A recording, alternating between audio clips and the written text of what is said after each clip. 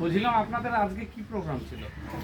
আমাদের সবাই জানে যে সারা দেশ ঘুরে রাম মন্দিরে যে পূজিত অক্ষত গ্রাম থেকে পাড়া পাড়া থেকে বাড়ি অবধি সব পৌঁছাবে, তারই আজকে আমাদের এই শামুকতলা খণ্ডকে কেন্দ্র করে অত্র এলাকায় প্রত্যেকটা গ্রাম পঞ্চায়েত লেভেলে আমাদের আজকে এই পূজিত অক্ষত বিতরণ করা হচ্ছে।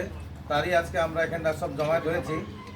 প্রত্যেকটি মণ্ডল স্তরে এটা পৌঁছানোর পরে আর সেখানে আমাদের যেসব মায়েরা ভাইয়েরা ভক্তেরা যারা রাম মন্দির নির্মাণের জন্য অর্থ প্রদান করেছিলেন, আর সেই অর্থ দিয়ে মন্দির আজ সম্পূর্ণ হতে চলেছে।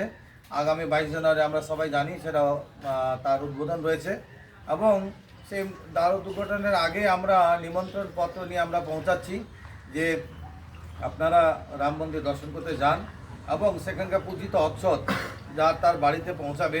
সেই অক্ষত হচ্ছে যেহেতু রাম জন্মভূমি থেকে আসছে, খুবই পূর্ণ জিনিস সেটা, এবং সেই অক্ষত আমরা নিজের বাড়িতে রাখবো, যেখানে ভগবানকে আমরা পূজন করি সেই স্থানে রাখবো, এরকম আমাদের মধ্যে ভাবনা রয়েছে।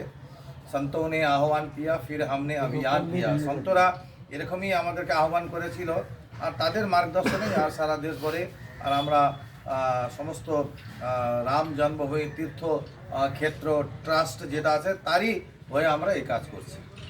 আপনার নাম এবং দায়িত্ব? আমার নাম প্রদীপ থাপা, বিশ্ব হিন্দু পরিষদ উত্তরবঙ্গ সৎসঙ্গ প্রমুখ।